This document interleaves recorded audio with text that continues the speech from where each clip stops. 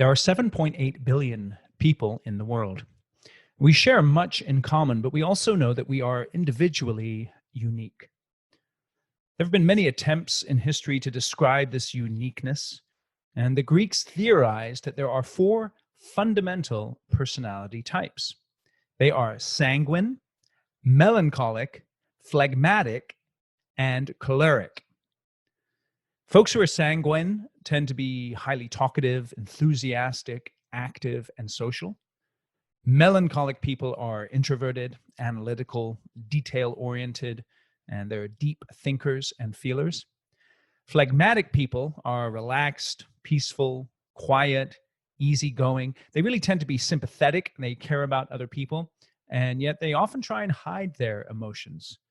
And then choleric people tend to be extroverted. They're described as independent, decisive, goal-oriented, and ambitious.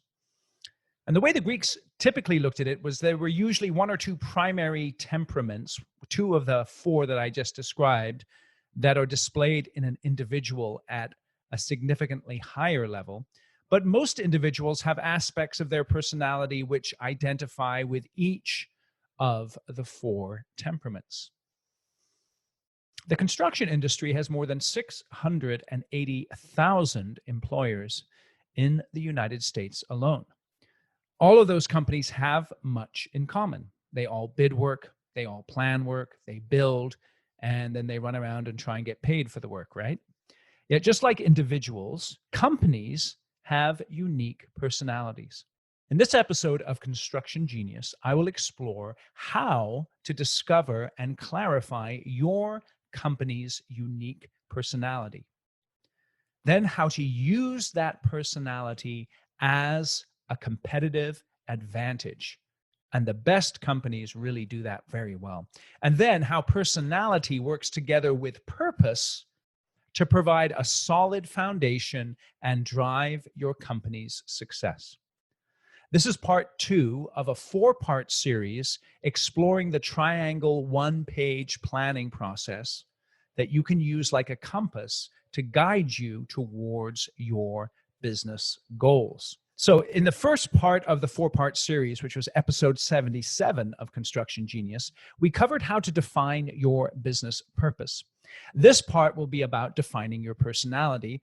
And then part 3 and 4 will cover your plan and then your priority. And those 4 aspects, purpose, personality, plan, and priority, make up the triangle one-page plan.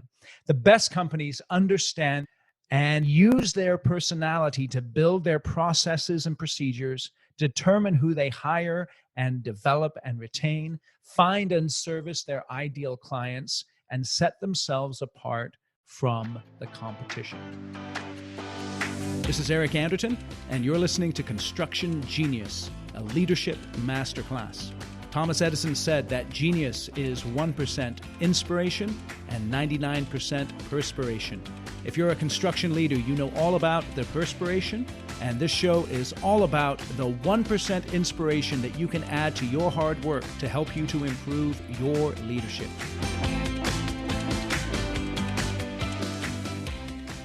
By way of introduction, I'd like to just define what I mean by personality and then make a distinction, which I think is vital, between values and personality.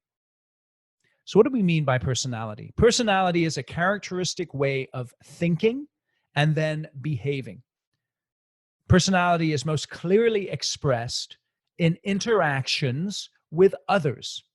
It includes behavioral characteristics that distinguish one company from another. Let me talk about the difference between values and personality. And the reason I'm making this distinction is because many of us are familiar with this idea of thinking about the values that drive your company. And I would like to say that this thought of personality is something deeper and more unique and more specific to you. So when I think about values, I think of that as table stakes. These are the principles and standards of behavior that you must display to even be in business. So table stakes in construction are things like safety, quality, integrity, customer service, teamwork, innovation. Almost every construction company I know has these values, these principles or standards of behavior in one form or another. These are just the basics that you have to do. And the problem is with many people when they're having this discussion about values, or like I'm calling it, distinguishing this idea of personality, they're way too generic and they don't really go into enough detail, and they don't talk about it in terms of how our company is unique in the way that we behave. And so don't think in terms of those table stakes. Think in terms of your specific company's personality. And another thing you want to keep in mind is that just as your personality is unique and the personality of an individual is unique, so too a company personality is unique. And it is a reflection of the people in the company, specifically a reflection of the folks who either start the company or own the company or who are deeply committed to the company. So personality has a little more spice to it. It's more distinctive. It's something that sets you apart. It's something that's memorable to you and meaningful to you. It's something that gives you that sense of direction. And it helps you to understand how to build a company that's going to be successful. As I said earlier, it's something that you should be putting into your own words. And I'm going to give you some specific examples of that a little bit later. And it's vital that your personality and your purpose are aligned. Purpose answers the question, why do we exist? Personality answers the question, how do we behave? So having given you that introduction, again, the three things we're going to talk about here is number one, how to discover and clarify your company's unique personality, how to use that personality as a competitive advantage, and how personality works together with purpose to provide a solid foundation, a lasting foundation, and drive your company's ongoing success. So let's talk about how to discover and clarify your unique personality. And for this part of the podcast, I want to tip my hat again to Pat Lencioni and his book, The Advantage. Think about each aspect of your business. Think about the best person in the field, in the office, in your business development, and consider what makes them the best. What are their specific behaviors that are unique to them? How do they treat your clients? How do they interact with employees or project partners? Well, one of the cornerstones of my business is I shoot a lot of videos. And I work with this one company called Splashio that edits my videos. One thing I've noticed about them is that their customer service is absolutely excellent. I was talking to the founder of the company. His name is Gideon. I was asking him what drives that customer service. And basically what it is that Gideon is pretty driven and obsessed with taking care of his clients. It's just part of his personality. Not all business people are like that. And that personality is reflected in the way that they service their customers. And these ideas, this idea of personality, this idea of behavior, it's something that the folks that you're thinking about, they may not even be conscious of what they're doing. They just do it. And that's why this exercise is so important, because as you think through what it is that they actually do, you're on the path to codifying what those behaviors are in your business that make your business unique and drive your success. And the more specific you can be about the behavior, the more descriptive you can be, the better. Another way of looking at this is to take someone who is perhaps not with your organization anymore. They're technically sound, they may be even ethically sound, but they're really not a fit for your organization. What is it that characterizes them? I worked for a gentleman many years ago who is actually a very close friend of mine and a dear friend. I really like him a lot, and he's a great guy. And he's built two extremely successful businesses. But he is never on time. Never. He has never been on time to any meetings that I've ever had with him. And so think about that. If being on time is extremely important, this person, regardless of his talent, regardless of the fact that he's a person of integrity and a person who you would really like to hang out with, this person would not be a fit in your organization.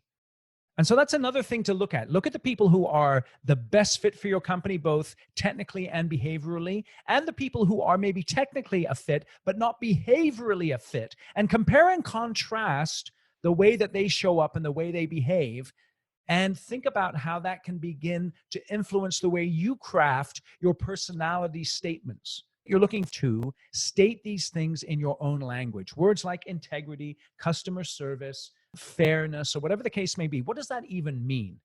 Describe it in terms of your own words, in terms of a behavior, and it really helps you to get to the root of the personality of your business that drives your success. Whatever you do, man, avoid corporate speak.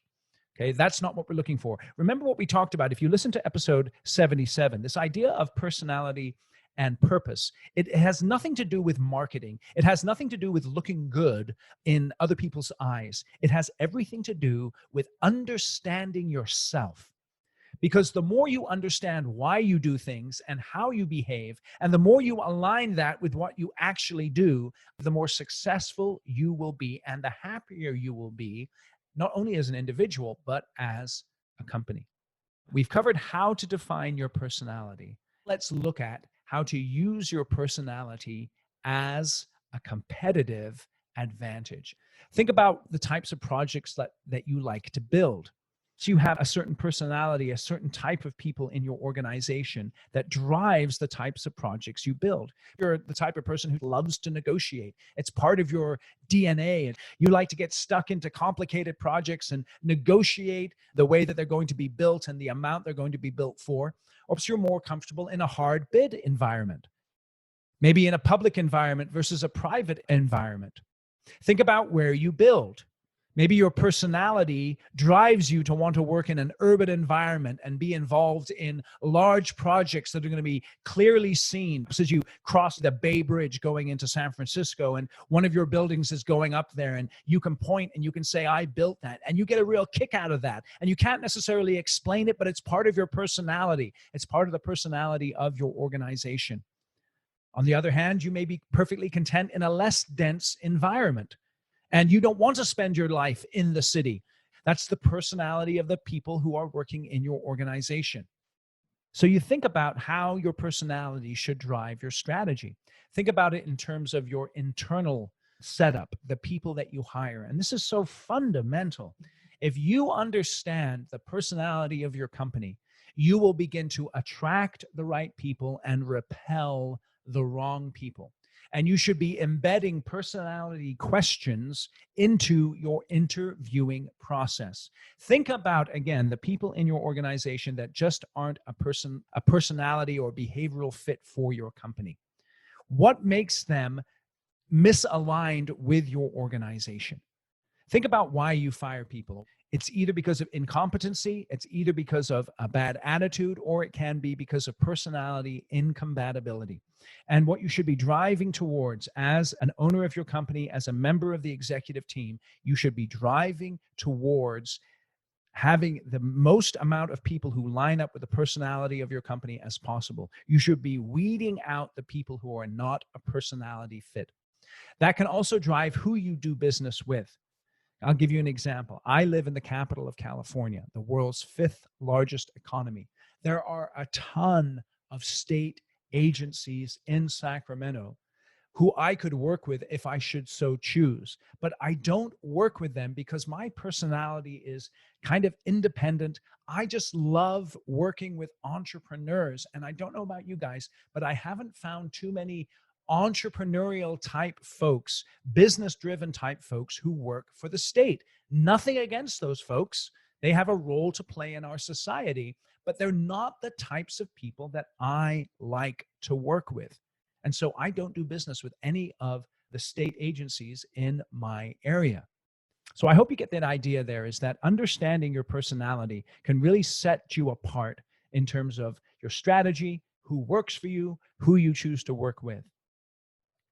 So we've talked about how to discover and clarify your unique personality, and we've also covered how to use your personality as a competitive advantage.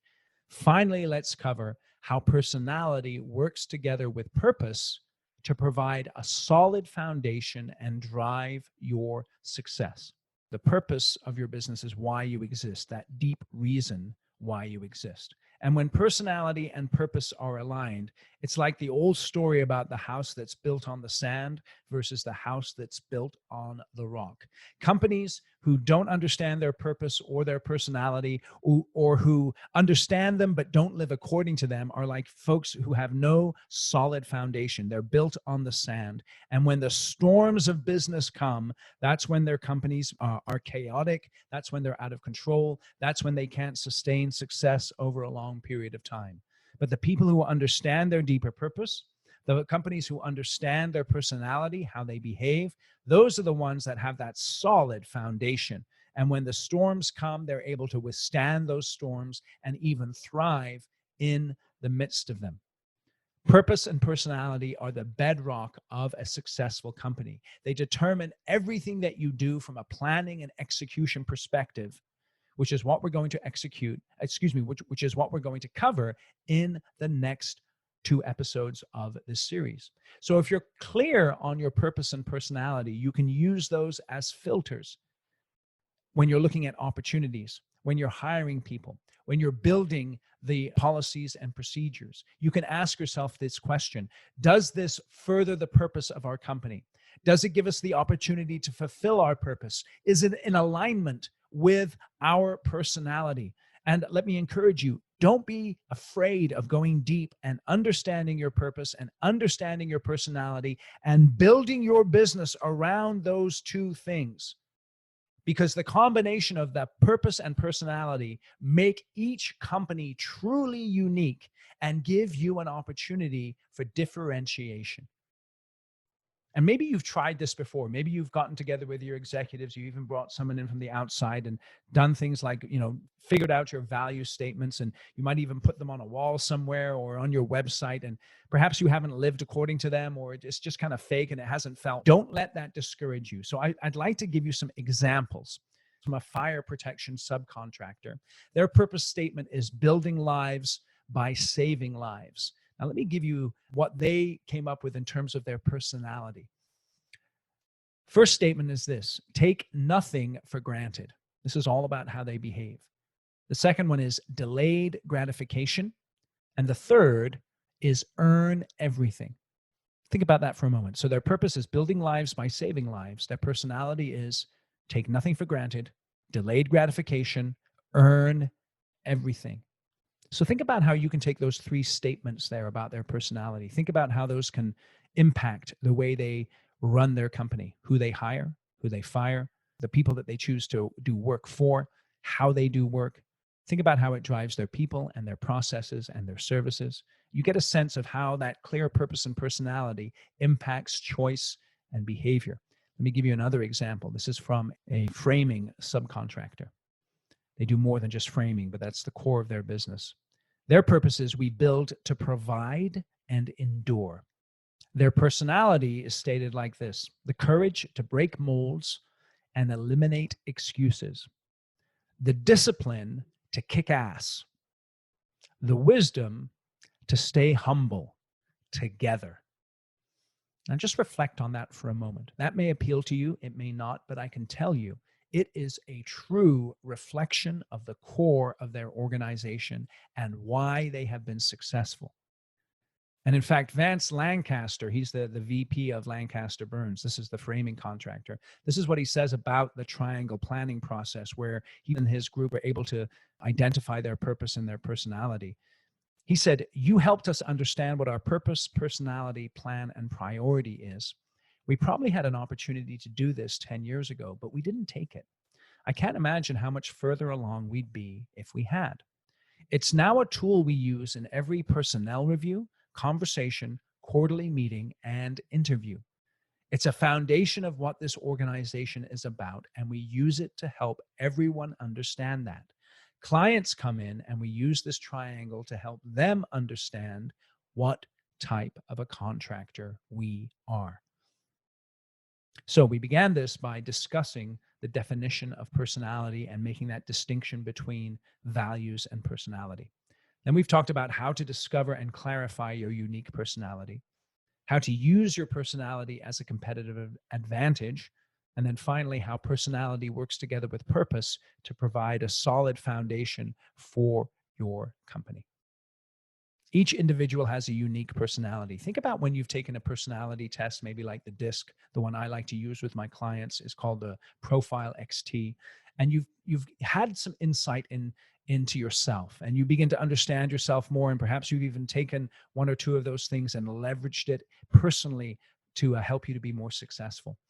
Take the opportunity to do the same for your business. Sit down with the core folks in your organization, define your personality. So, next steps: set aside a meeting where you take time to define your personality. Okay? Make sure that you think about people who are a tremendous fit in your organization and ask yourself, how is it that they behave? Define it in your own words. Think about someone who's technically a good person, perhaps, but not a fit in terms of their personality for your organization, and compare and contrast those types of people. And get yourself a list of characteristics and qualities that define the best in your organization, and try and synthesize that into some clear personality statements like I shared with you earlier. And then communicate your personality to people, particularly internally, so that they understand this is how we show up. Begin to use it to build your processes. Think about it in terms of your strategic plan and aligning your personality with your strategic plan, and use it to make decisions in your organization. Really appreciate you listening to this episode of Construction Genius. Hope you found it helpful. Again, this is part 2 of a 4-part series looking at that one-page triangle planning process. So look for the episodes in the coming weeks where we're going to talk about plan and then priority. And my whole goal with this 4-part series is to teach you how to build a simple one-page plan that you can use again and again to drive the success of your organization. I've had people reaching out to me on LinkedIn and other places thanking me for the podcast, and I want to thank you for taking time to listen to this show. If you found it helpful, you know what would be really helpful to me is if you went out to Apple or wherever you get your podcasts and give us a rating. The more reviews we get, the more Construction Genius gets out to folks. It gets seen on the interwebs. And so that'd be really cool if you could do that. Also, if you have any questions regarding this content that I'm sharing with you, reach out to me. I will respond to you within 24 hours. One of my core values is the client, the client, the client. I want to take care of my clients. So feel free to reach out to me if you have a question. I'm happy to respond. You can do that on LinkedIn. I'm there at Eric Anderton. Or you can go to my website, ericanderton.com. Go to the Contact Me page, put in your details. I'll get back to you. Again, thanks for listening to Construction Genius today. Have a terrific week. This is Eric Anderton, and you're listening to Construction Genius, a leadership masterclass. Thomas Edison said that genius is 1% inspiration and 99% perspiration. If you're a construction leader, you know all about the perspiration, and this show is all about the 1% inspiration that you can add to your hard work to help you to improve your leadership.